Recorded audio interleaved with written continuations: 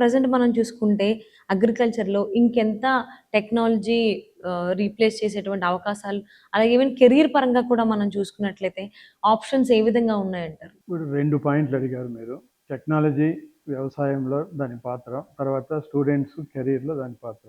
First పాయింట్‌కి పోతే, ఈ టెక్నాలజీ వ్యవసాయంలోకి ఎంటర్ కావడము దాదాపు 50, 60 సంవత్సరాల ముందు నుంచే చూస్తున్నాను నేను.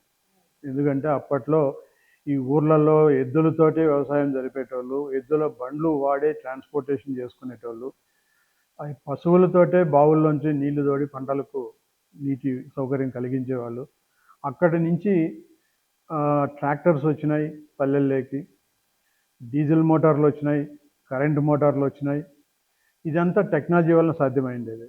రైతుకు కొంత కష్టం అనేది తగ్గింది. ఇప్పుడు యంత్రాలతోటే నాట్లు వేస్తున్నారు, యంత్రాలతోటే వరి కోతలు జరుగుతున్నాయి, యంత్రాలతోటే పంట నూర్పిడి కూడా జరుగుతోంది. ఇది టెక్నాలజీ పాత్ర. ఈ రకంగా ప్రతి దశలోన ప్రతి 5 ఏళ్లకోసారి కొత్త కొత్త టెక్నాలజీలు రావడము, కొత్త యంత్ర పరికరాలు రావడము, వ్యవసాయానికి అందుబాటులోకి అన్నీ వస్తున్నాయి.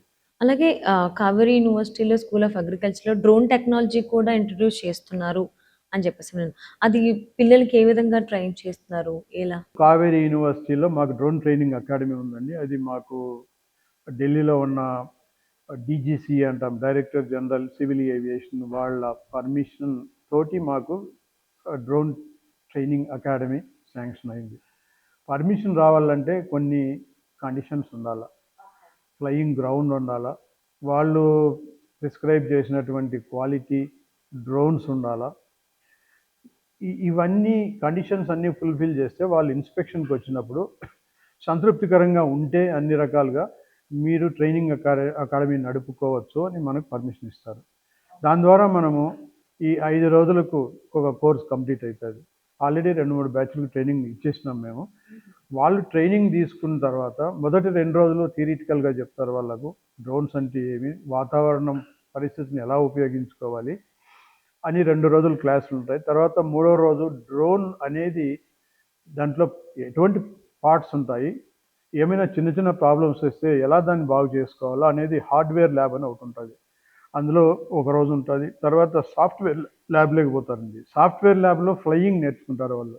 మన పిల్లలు వీడియో గేమ్స్ ఎట్లా ఆడతారో అట్లా వాళ్ళు కూడా సిమ్యులేటెడ్ ఫ్లయింగ్ చేసుకుంటారు అనమాట. మామూలుగా ఈ సివిల్ ఏవియేషన్లో ఎయిర్ప్లేన్ పైలట్లు కానీ ఎవరైనా కానీ ఫస్ట్ నేర్చుకునేది అట్లనే ఉంటుంది. కాన్ఫిడెన్స్ వచ్చిన తర్వాత, అంటే ప్రతి దశలోన వాళ్ళకి టెస్ట్ పాస్ కావాలా, క్లియరెన్స్ వచ్చిన తర్వాత యాక్చువల్ గ్రౌండ్ ఫ్లయింగ్కి తీసుకుపోతారు. ఈ ప్రాసెస్ కంప్లీట్ అయ్యి పాస్ అయితే వాళ్లకు నువ్వు ఒక డ్రోన్ ట్రైనింగ్ పైలట్ అని లైసెన్స్ ఇచ్చే అథారిటీ మాకు డీజీసీఏ ఇచ్చింది.